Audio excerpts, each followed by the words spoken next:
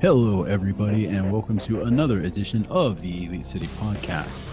I am Mr. Rick again tonight. How are you, sir? I'm doing well. How about you? Pretty good. I don't have a spike of nails in my back, so yeah, I'm doing that was pretty awesome. Great. That was incredible. Gnarly, but absolutely incredible. We're going to get to that. We'll talk about that in a minute. It was a heck of a week.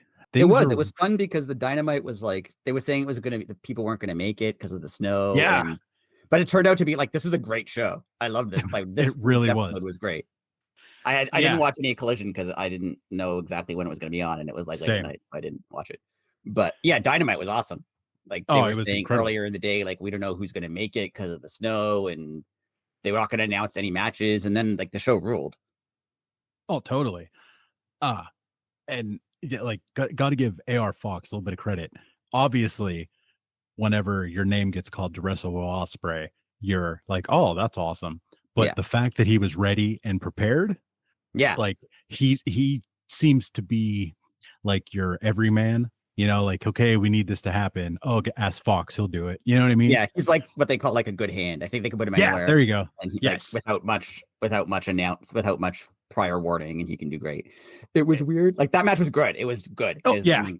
But like, it's weird when there's a Dynamite and like a very good Will Ospreay match is still the worst match on the show. And that's not even a knock on that match. Like it was good. Just Dynamite was so good. Yes, it was. Like I said, we're gonna get to that. I did a little extracurricular homework this week, and I just did a little thing on Athena, Mercedes, and Billie Starkz after after watching Dynamite this week. What a match that was, Mercedes and Billie Starkz. Oh, it was so good. I have a feeling that they're planning something big for All In, and that's what kind of pushed me in the direction to do this. Yeah. So, do you think they're going to do Mercedes? I mean, they're obviously leading to Mercedes versus Athena because Mercedes was like, who even trained her? Like that's where they're going, which is going to be great. Do you think they'll do it at All In, or do you think they'll do it 1,000? No, like, or nothing or something. I have a whole scenario. All right, go for it. That's just my opinion, but I think ultimately this ends at All In Texas. I mean, that's where she's from, so right. That's obviously where it's going to go. But anyways, I just took each lady, did a few facts on each, and then kind of my dream booking on what I think is going to happen to them. But we're going to start with Billie Starkz. She's the youngest. She's only 19 years old. When I say some of these facts, that's insane that she's only 19 years old. Well, hold on. The first fact's insanity. She started training at 13 years old. She had her first match in October of 2018 at 14. Okay, the fact that she was 14 in 2018, just that alone is insane. Yeah. And then a little kudos to this teacher. I don't know if you ever heard this story. When she was training, a teacher pulled her aside at her high school and thought that, or not high school, she was in middle school, excuse me, at her middle school, and thought that she was in an abusive household with her parents. And she was like, no, I'm a pro wrestler. They didn't believe her, so she had to show the tapes. I think that's incredible. I think that's the awesome. Funniest story. Like the teacher obviously, like the teacher obviously doing her job to, like, pull the girl, little girl aside up with like bruises all over you. Yeah. She's like, no, I'm a pro wrestler. And they're like, okay, honey, I'm sure you are. They probably thought like, oh, she wrestles with her like friends in the backyard or something, right? Yeah. Yeah. Then she was like, pulled up the, excuse me, I aged myself. I said tapes. She pulled up the internet. It's 2014. Yes, Billie Starkz has never seen a tape in her life. Exactly. But yeah, like she pulled up the clips of herself and because it was a big secret. And she became like the talk of the school, and like everyone thought she was like the coolest person. So was she allowed to wrestle at 14? Like, is that legal? Both of her parents signed off. Like that was the only thing she, right? Yeah. So what I want to know is, and this is wholeheartedly just my curiosity, her first match at 14, like, did she wrestle a trainer, or is there like was there another boy or girl child that she it's wrestles. Like some other 14-year-old, yeah. Because like if it's like even if it's a grown woman, like it's a little 14-year-old girl, like if you suplexed her, like that's terrible to see that. And Billie Starkz is small. Even now, she's small. Like she's not physically big. So like I wouldn't want to see that. Like if I went to that show, I was like, oh, I'm gonna go to the restroom now. This looks terrible. It would be worse if it was like a full-grown adult. There's like some like 35-year-old just like throwing around this like 14-year-old kid. Yeah. But she was also the inaugural Women's World TV Champion in Ring of Honor. She is signed to AEW Ring of Honor, obviously. And she's a member of Athena's MIT stable. And I just realized she is like much younger than Ring of Honor itself. The yes. Yeah. That's the company's insane. 25 years old. She's only 19. Yeah. Yeah. So having just those accolades at that age are unreal. And she did all this maintaining a 4.0. I've read this online. I've never heard from her or like her parents, but there's an internet rumor that she had to maintain her GPA to be able to continue to train. I don't know how true that is. I mean, it does make sense. She was at a bunch of NXT shows like 5 or 6 years ago, right? Yes. Well, probably not longer than that. That's when Mercedes was in NXT, so that was like probably like 2015. And it's funny, Billie has always been like a Bullet Club fan, and the fact that she now like basically the Bucks are her boss. I mean, Tony's the boss, but like just imagine that, like very little life experience in the one thing that you like. You work for the people who you like adored. Yeah, and that's like amazing. Your first match. That was your first match on AEW, right? Or had she been on AEW before? Well, she used to do Dark and Elevation. Oh, okay. But was it her first match on Dynamite? Yes. So her first match on Dynamite is against Mercedes, who she like paid money to go wrestle before. Yes. That's pretty cool. Yeah. So great match. Incredible match. Off the charts good match. Because they're both so good at, not to cut you off or derail. No, you're good. Good. They're both so good at, like, they're both pretty small people. Yeah. And they're both so good at selling. Like every time either of them get hit, it's like they got run over by a car. Like they're so good at it. It looks brutal all the time. Like that, whatever it was it a power bomb when Mercedes got her foot on the rope? Oh, it was like the sit down. Yeah. It first of all, that looked horribly painful. It did. And the way Mercedes got her foot on, like right a split second before, like I thought it was over. It was so, and the placing of the camera so that you could see her foot just like at the very last second move. It was perfect. That was so good. It was what a match. It was what a match. Exactly. Mercedes, and it may not have even been the best women's match on that show. We'll talk about that later. That's also true. Mercedes right now she's undefeated in AEW, 17-0. She's lost in other places. Pretty cool random fact. She's the first and only female to have ever held titles in WWE, AEW, and New Japan. She's also the Rev Pro Undisputed British Women's Champion and the Stardom Strong Women's Champion. That was hard to say. Now going to what you said before, yes, Billie has pictures on her Instagram of when she was a fan and a little kid meeting Mercedes with her Bailey Hugger shirt on.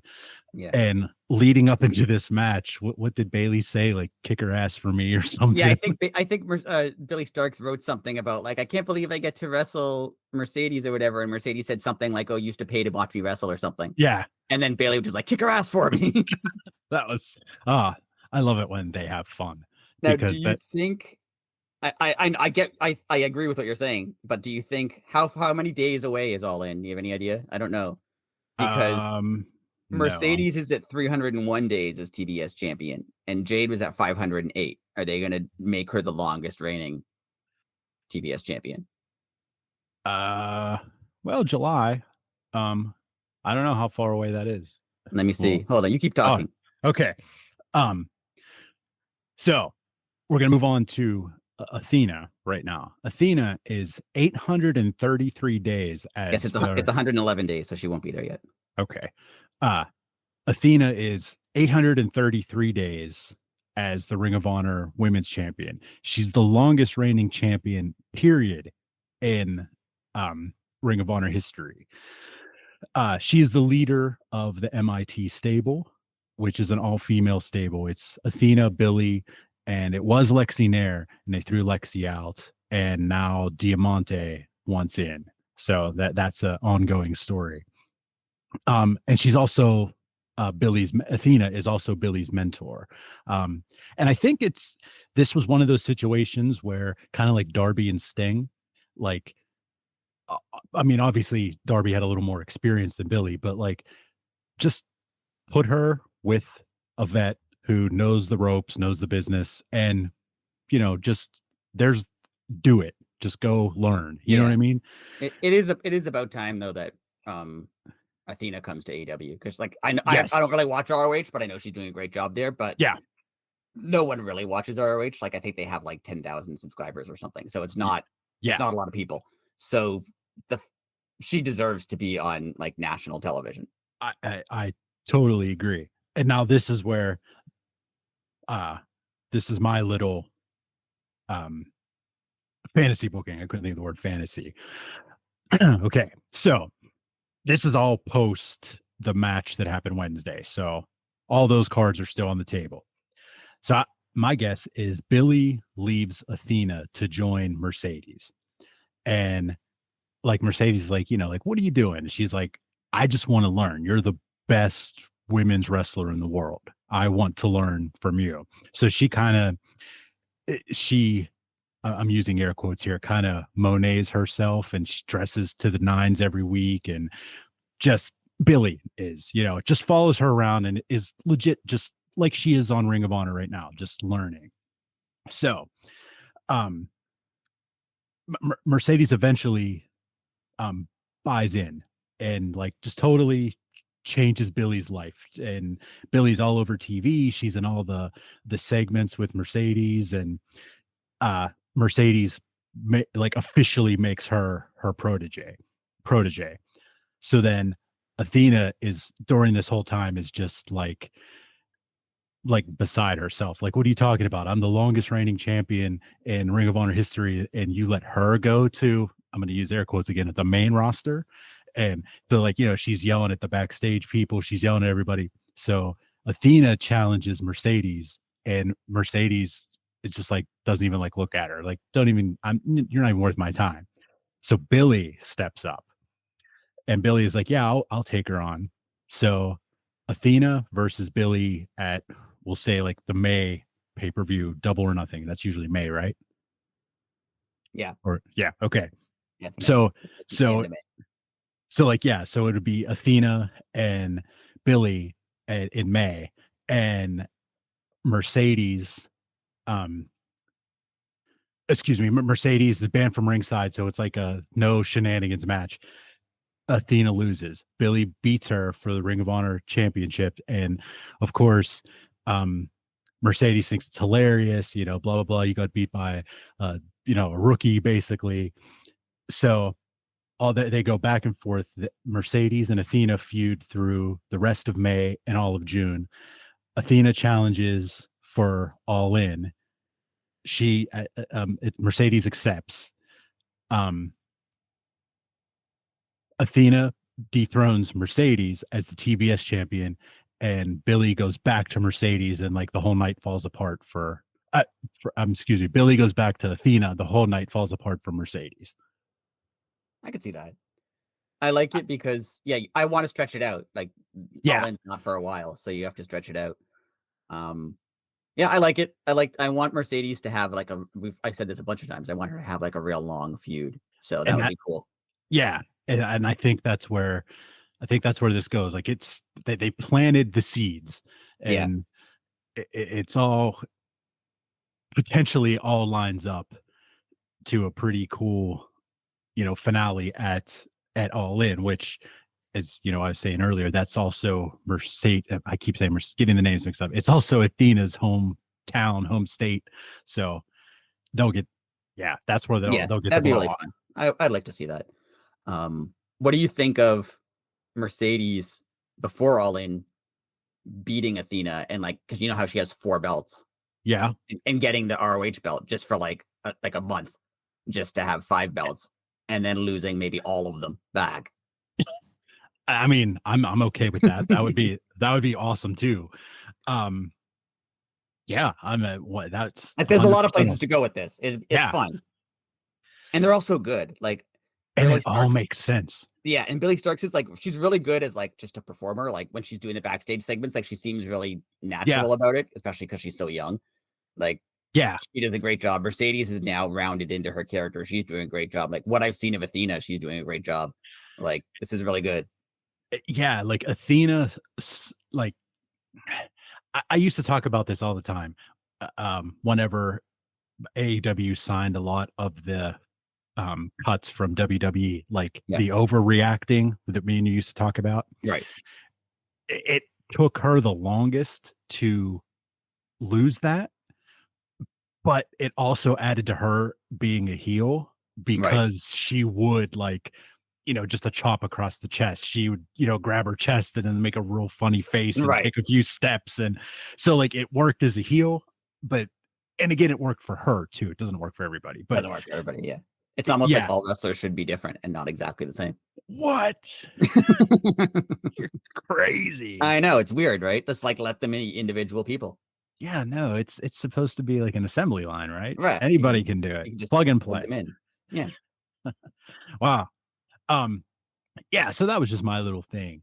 But this past week, we had Adam Copeland. I'm not calling him Cope. I refuse to. It's a terrible name. It's so dumb.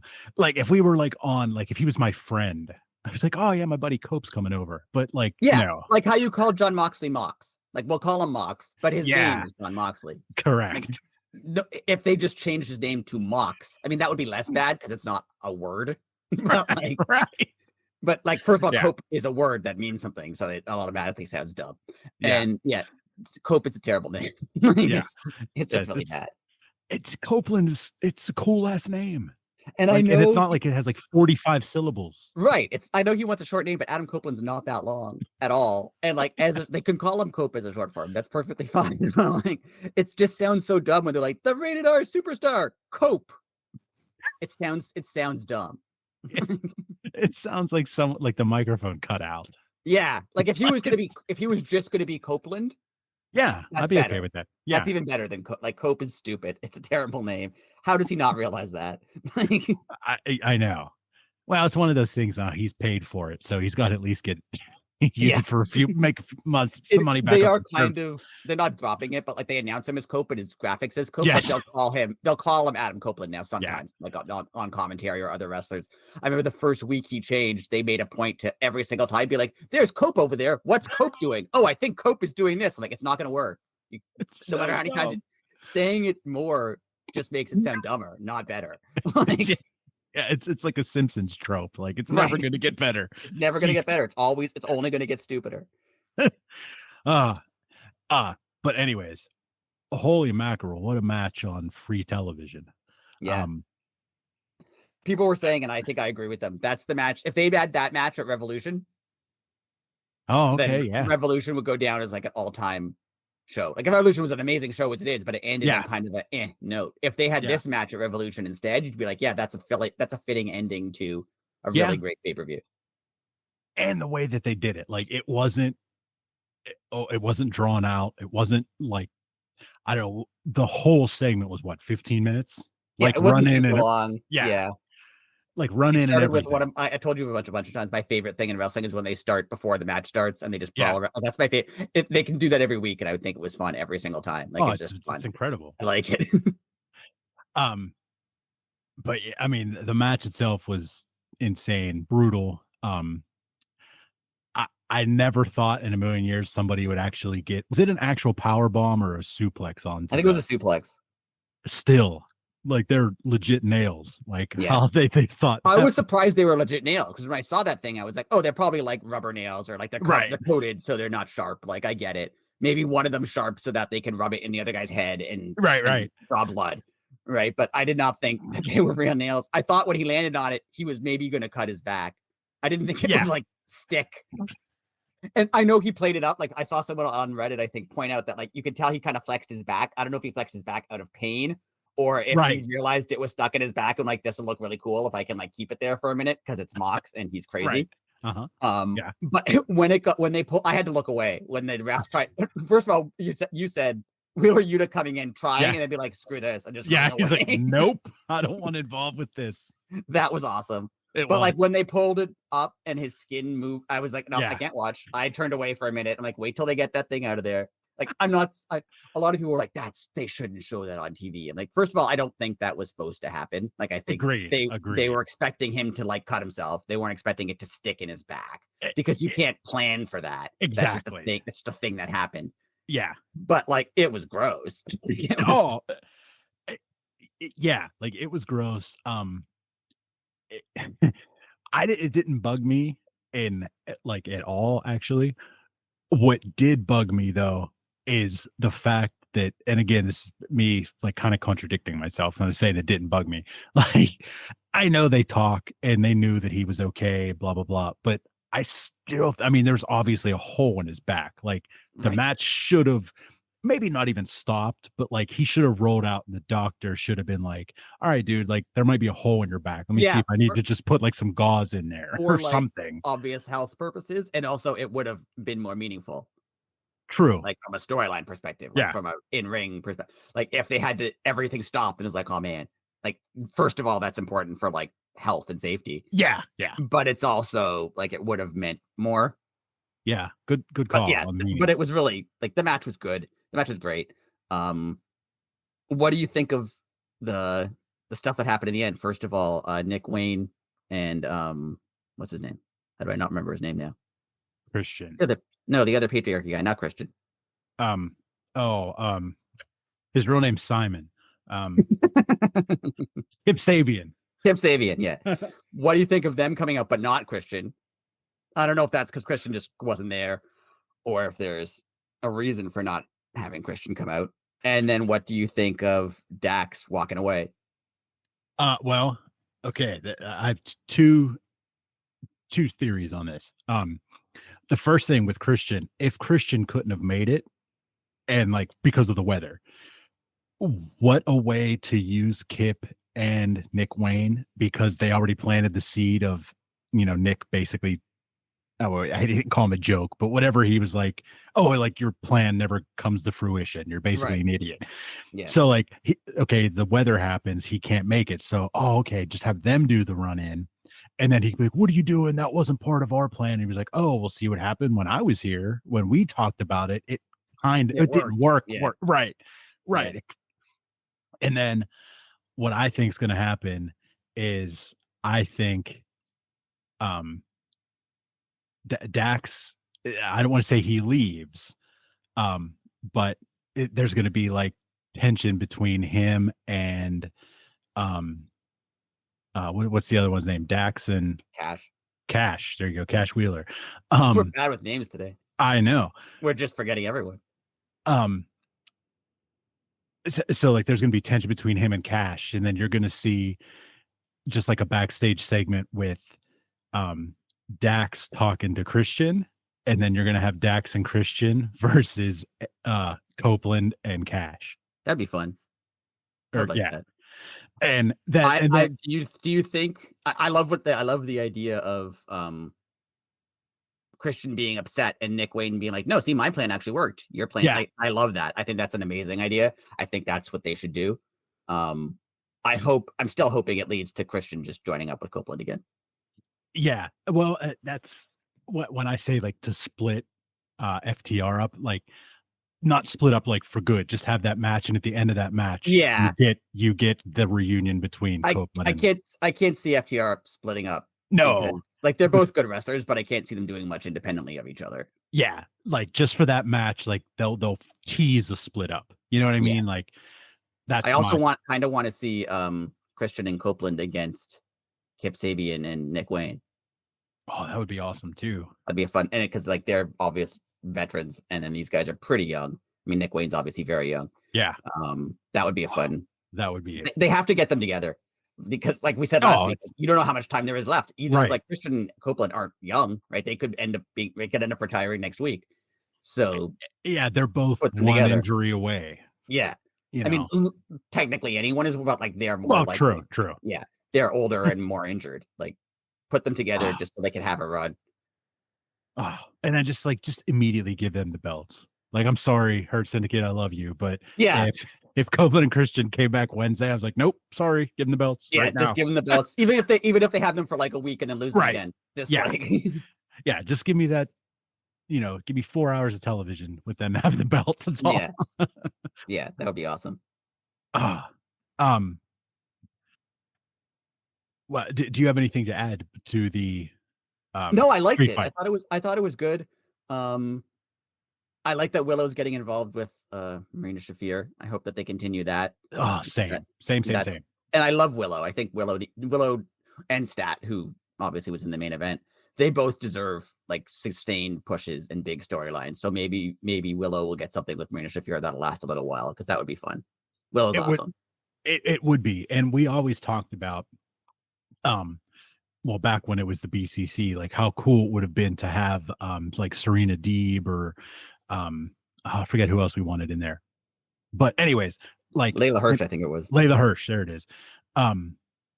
Like, and then they got Marina Shafir. I was like, oh, okay, finally they're gonna do something. And then like I get why she's there, because like a guy can't like hit her. Like that makes sense.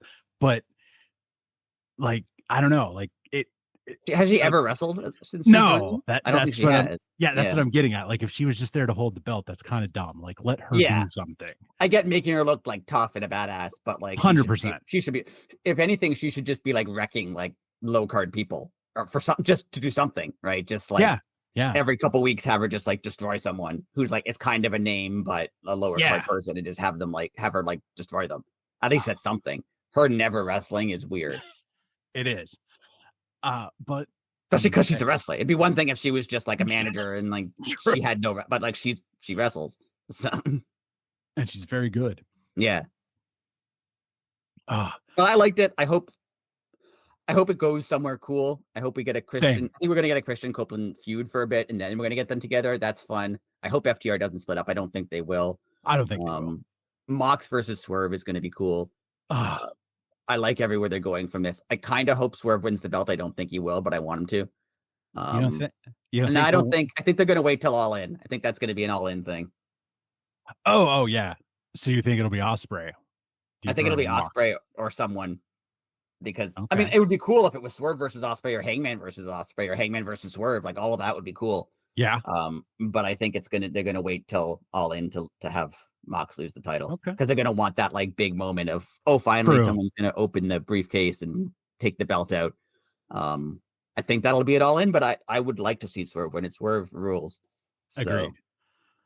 But I like where they're going. They did the stuff they did, like the BCC, the Death Rider storyline was kind of meh for a while. Once they added Copeland to it, it got better. Like they improved it. It's still not wonderful, but like it's much better. Oh, it's tenfold better. I agree with that. What do you think is gonna happen with we now have a crazy match for the international title? Yeah. I mean, Kenny Omega's gonna keep it, I'm assuming. I agree. But I love that it's a triple, like not a triple threat, a three-way. Yeah. Because first of all, those are nuts. Like Ricochet and Mike Bailey can do crazy things. Yeah. It allows Kenny Omega to pin one of them, and like the other one doesn't necessarily get pinned, which is always good. And it takes a little heat off of Kenny too. Yeah. Which is nice. If he just beat Mike Bailey, who everyone kind of loves Mike Bailey, it would be a little like, oh, who's the heel in this match? But like now, obviously, Ricochet's the heel in this match, and there's two faces. Yeah, it's gonna be fun. I mean, I don't think you can have a bad match between Ricochet, Mike Bailey, and Kenny Omega. I don't think that's possible. I would agree to that. And how freaking good is Ricochet as a heel? So good. I never expected this. Same. I never expected him to be like, I always knew he was a good wrestler. I did not think he'd be like this much of a like cocky, smarmy jerk heel, but he's doing such a good job at it. It's like when he talks, you just want him to shut up, but Yeah, you want him to also. You're just like, oh, that's so obnoxious, but it's great. So yeah, like you hate it, but you don't want it. Like you wanted to shut up, but you don't. Like you don't want it to end, but you do. Like And he's managed to. It's hard a lot of the time for guys who are high flyers to be heels because like the stuff they do just looks so cool. That like you end up wanting to cheer for them because you're like they just look so cool when they're doing moves. But Ricochet, like just he's done it well. He can be a jerk, smarmy heel, but he can still do some high flying move. He's not as much as he was before. But he's done a lot. So it's cool. I love it. Excuse me. I have a feeling there's well, you've seen him wrestle before. He's in Ring of Honor, Blake Christian. Yeah. I have a feeling at some point in 2025, I don't know if he'll be in the ON or like we're gonna see him more on AEW because he's on a heck of a run in he's almost the Ricochet of Ring of Honor. He's the high flying heel, and I have a feeling we're gonna see a little more of him. I'm sorry, I didn't mean to interrupt you. No, that's awesome. And the match was good. The whole match was good. I mean, not the weak link, but the non-high flyer crazy guy was Mark Davis in that match. Mm-hmm. Like Orange Cassidy isn't the high flyer like Mike Bailey or Ricochet, but he's an athletic, smaller guy. But Mark Davis did great. Like it was a great role for him where he just got to like smash people who are smaller than him. Like it made him look really cool. And did you laugh whenever Orange Cassidy tried to do the Mike Bailey kicks? Yes. I thought it was the funniest moment in television history. I thought the funniniest moment was when he got a 1 count and he stood up and started arguing that it was 2. It says 2, yeah, that was great. Who cares if it's 2? It doesn't matter. He instantly says it, gets in Remsburg's face. Go, that was 2. I was so especially because he's never mad about anything, but he's really mad that he didn't get a 2 count, which wouldn't have ended the match anyway. Like that was amazing. It was so good. He's the best. He really is. I mean, you've said it before. Knows that character so well. He could walk into any situation and just turn on Orange Cassidy. Yeah. And it's great. And it's great. Oh, amazing. The main event of the evening. And the second women's match. And women's match. Yes, and it wasn't even a fake women's match with a lot of the time they have 2 women's matches, but one of them is like 2 minutes long. Yeah, with local talent and yeah. You get like a Toni Storm will be in action and then she squashes someone. But no, this was a real match. With Toni Storm on commentary. Toni Storm is incredible.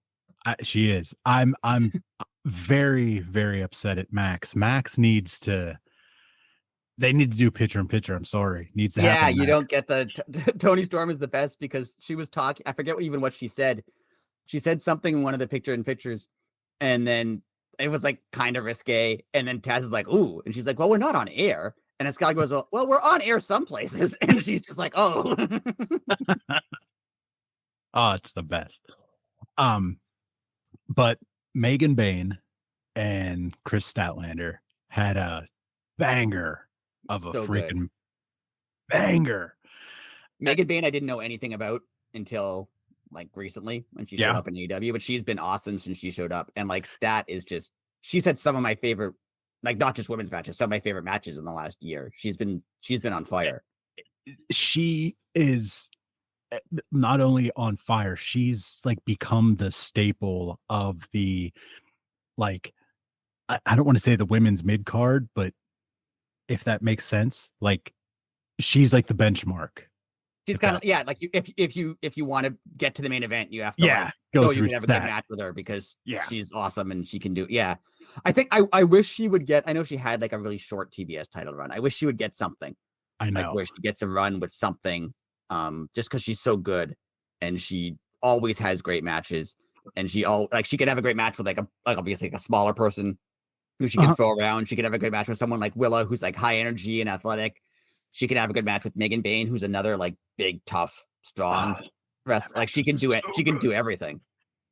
Yes, she can. And that match was so good. Like it had to be something with TBS and TNT because all of a sudden going to Max, these women's matches are not only becoming featured more, but like they're getting the actual time they need. It's not like, okay, you have, 4 minutes and they were good, but now it's like, let them breathe, let them work. Oh, I think it's also at a point where like the matches are, and the characters, like not just the matches, like the characters are also good that they can't not put them on TV anymore, right? Like they're all like Mercedes is so good, Willow's so good, Toni Storm, Kris Statlander, like they're all so good at so many things that like I feel like if it was Max or TBS being against War Women's matches, like Tony Khan can show them like, look how much the crowd reacts to this person. We have to put them, or the women themselves have to be like, no, put me on the show. Look, listen when I come out, how the crowd responds like that. And Tony Khan has to be like, oh yeah, we can't not put them on. Like they're so over, they're so good at wrestling. They're what people want to see, and not from like a quality. We have to put women on the show. Like they're just good wrestlers and over with the crowd. And like, this isn't like a token women's match. Like they're so just talented. Like this match ruled. Like it was the Mercedes Billie Starkz match was incredible. And I think this match was better. I totally agree. It was just the pace that they worked it. It was just so well done. It made sense. It moved the story along, it was just all around good. And didn't Statlander start a power bomb on her knees and then stand up holding Megan Bayne, the power bomber? I think she was on one knee and kind of like lifted her, like deadlifted her. That's I kind of know it is, and I kind of know what you're talking about, but I don't totally remember. But I think you're correct. So good. And like Penelope Ford is involved now, and she's great. Like it's I forgot about that. Job. Yeah. Just and the whole Toni Storm is just hilarious. And her saying that like, oh, Bayne is not going to break my back, like with a Batman's tie-in. Like she's so good. Like off the charts good. They did miss at the end when Excalibur was like, she's taping up her hand. I wish that they had shown that on camera because that would have been really badass for her to like stand up and be like slowly taping her fist before she got in the ring. Like that they screwed up by missing that. Yeah, I agree. But it makes you think that was that not planned? Yeah, that might have been not planned. Like Tony's just smart and good at stuff, right? So she might have thought of that on the spot. Like and her promo afterwards. Toni Storm is great because she's funny. She's like she says like risque things. Mm-hmm. But she's intense. Like she's not just funny, right? Like when she threatens Megan Bayne, she makes a joke while she's doing it, but it still sounds threatening. Like she manages to do both. She's so good. Toni Storm is incredible. Yeah. I posed this question. I saw it on Reddit, and I posed this question to all of you guys in the chat outside of the show. If for some reason like AEW was short on money, which is never going to happen. Right. But if there was a situation where AEW was short on money, how many people would you sign before you sign Toni Storm? I think it's not that many. I think Toni Storm is in like the top 10. Like you'd have to keep her. Oh yeah. Like you make room for her. Yeah. Like people are expendable at that point. Yeah. There's like 4 or 5, like maybe like, Ospreay, Kenny Omega, Swerve. Yeah, for sure. Swerve. And Hangman. Then like Hangman, MJF, and then Tony. Like she's up there. Yeah, I mean, I would say in company history in the future, when we're talking about this, it's going to be her and Swerve are going to be like the most important. Like, I don't want to say signings ever because like the Bucks and Jericho and all that at the beginning, but like the most important signings of the once the company got off the ground era. Yeah. And I think they brought it back. Them and Will Ospreay. Like I talked about this before. Like the period from when Punk and the Bucks had their fallout to like the end of last year was kind of like a wishy-washy period, right? It was confusing, it was kind of chaotic, you didn't know what was going on. Like the shows were good, but they weren't the level that they were before. That kind of threw everything off them. And then also like guys like Malachi and Miro like suddenly wanting out like that, it all kind of got messed up for a while. And I think when you look back at it, you're going to say Swerve and Toni Storm and probably Will Ospreay, like they brought them back. Oh yeah, like they brought AEW back to like what AEW should be, what people want to see, like the shows, the combination of character work and just great in-ring work, and they willed themselves into it. I never thought Toni Storm was going to be I never thought Swerve was going to be who Swerve is. Like, I didn't think when they signed either of them, I thought, oh, they're both good wrestlers, but I didn't think of them as, carrying their respective divisions. Agreed. I mean, we've talked about it before. Like when they signed Toni Storm, I knew who she was. I knew she was in NXT, blah, blah, blah. Yeah. Same with Swerve. I never in a million years that I think they were going to be like the potential was there, but right. Never did I think it was going to be like this. And they both ran with it. Like Swerve has talked about how, like, when they gave him stuff to do, that he's just like, I'm going to do it and I'm going to do an awesome job of it. And you're going to have to put me in bigger and bigger spots because I'm just going to do such an awesome job with everything you give me that you're going to have no choice. And that's true. Like they put him in a bunch of stuff that like they partnered him with Tattoo Face Man. And he's just like, I'm going to do the best possible job partnering with this guy no one's ever heard of who doesn't have a name. And I'm going to make it awesome. And he did. Like it was great. And like Toni Storm, I don't know who came up with this gimmick of her being like an old Hollywood starlet. I don't know if she came up with it or RJ City or they did it together or whatever. But like we've said a million times, it's an inherently stupid gimmick. It is. But like they gave it, either she came up with it or they gave it to her and she just ran with it and made like, now this is one of the best just gimmicks ever. And it's dumb. And I don't think anyone else could have done it. I think you give this gimmick to 10 other people, it wouldn't be nearly as good. I agree. Because it's, I don't know, it's just an extension of her. Which that kind of doesn't make sense because she's not, from the 30s, an actress or like, but it's.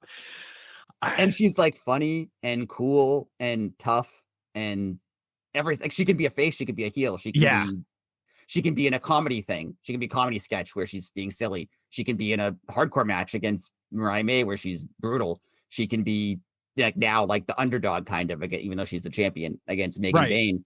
Like she can do all of it. Oh, she's so freaking good. She's so good. And like unexpectedly good.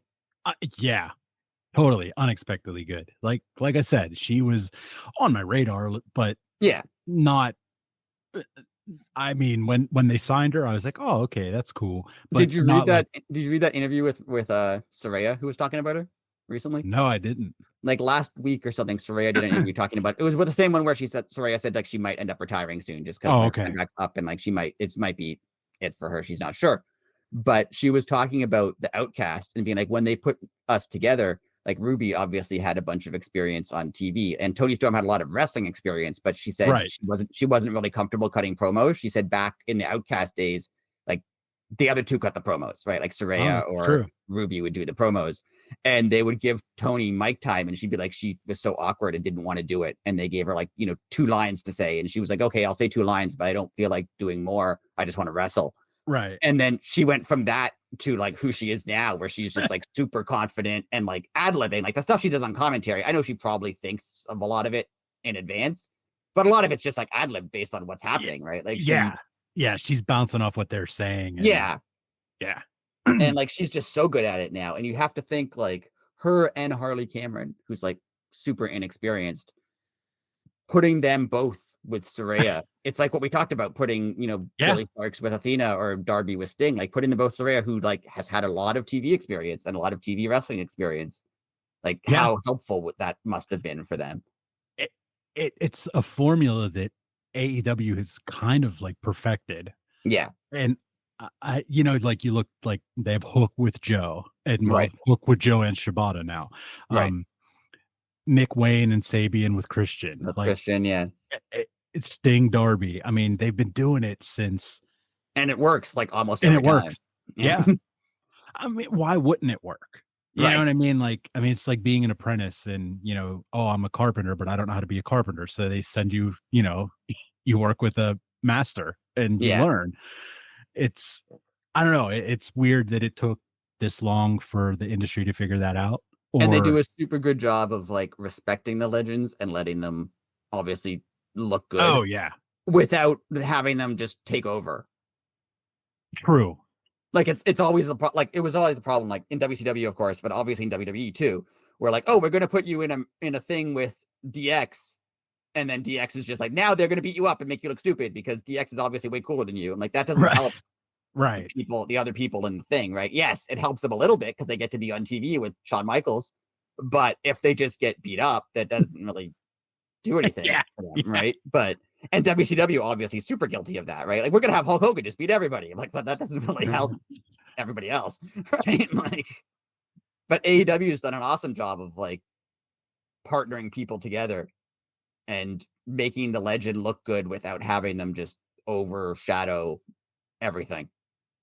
Speaking of being overshadowed, we're only a few weeks away from AEW surpassing Nitro. I know. That's going to be a fun Bischoff podcast where he just comes up with 30 reasons why it's actually not a good thing. Like, it's actually bad to have TV on for more than that number of weeks. It's actually terrible. It shows that you're a bad company.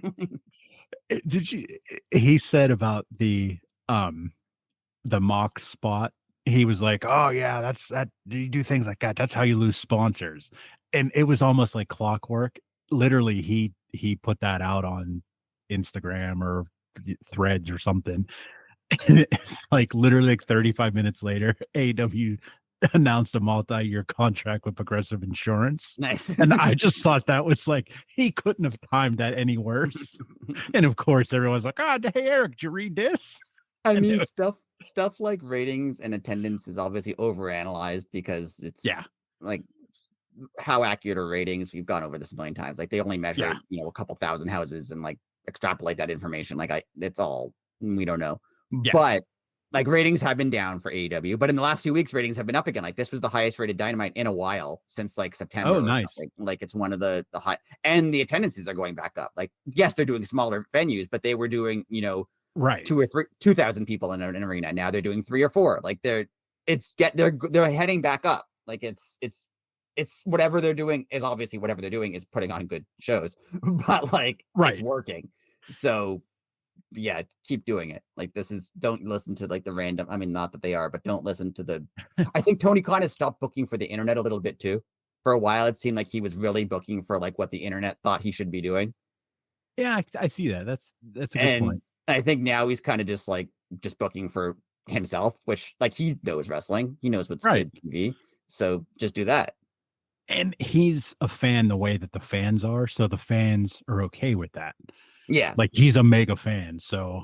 And he has stopped a little bit of just putting the random dream matches on, which the random dream matches were always cool but like there was a period where like it was like every week it was like there's a dream match. I'm like, I don't even know who these people are. Like I'm sure the match will be good, and they always were. Like it's not that they weren't good, but every week can't be like dream match. Like every match can't be a dream match. Like that is true. But he's kind of stopped that. Like he's booked things a lot more, not coherently, but a lot like longer term stories that like Revolution ended like 6 stories that were all good, and he's just starting a whole bunch of new, like it's the shows have all, but we've talked about it, like they're doing a great job.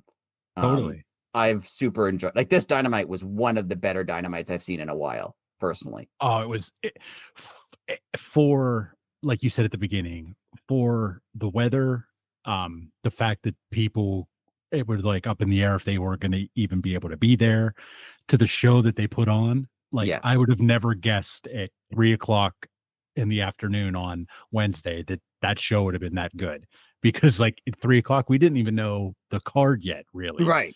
And it wasn't a show I was super hyped up for. Like I thought the Billie Starkz match was going to be good, but they didn't announce that for sure until like a couple hours before, because they didn't know if one of them or both of them would be there. The Mox Copeland match was announced, but I wasn't that enthused for that because I didn't like their last match. I was like, it's fine. Same. And the rest of it, we didn't really know anything. And this was like, there was no hype on this card, and it was so good. And I don't know. Have you noticed AEW seems to do their best when they're in like a bad situation like that? Like the pandemic shows. Like those shows should have been awful. Right. And I mean, they were awful compared to like now, if you watch wrestling. It now. Like I wouldn't watch it now because but like it was way better than you expected them to ever do. Yeah. And then like, remember that the first Forbidden Door when like everybody got hurt? Like Danielson was hurt, Punk was hurt. Like every time they announced a match, someone was injured and they just didn't have the match. But that ruled. Like that show was incredible. Like they do seem to, when you don't expect it to, when things are bad, when there's, a bunch of injuries or weird circumstances, like they seem to rally and have a great show.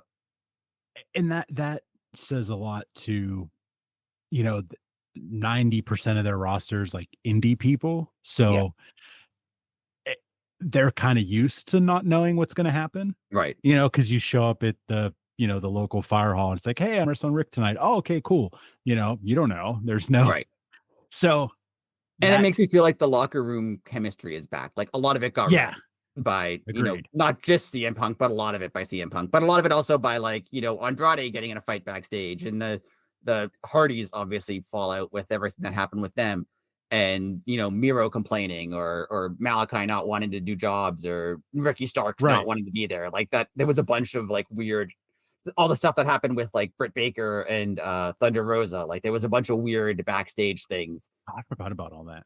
Yeah, that all I feel like that kind of wrecked like the camaraderie of the AEW locker room.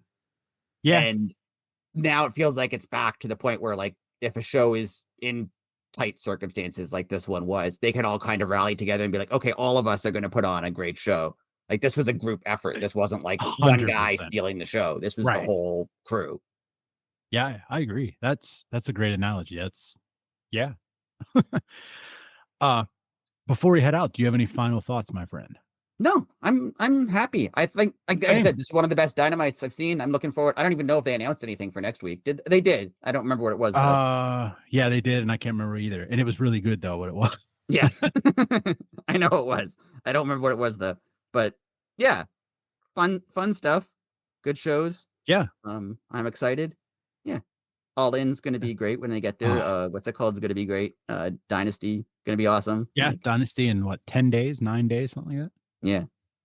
On the AEW website, which it's just the AEW website, so I don't know, because it's the AEW website.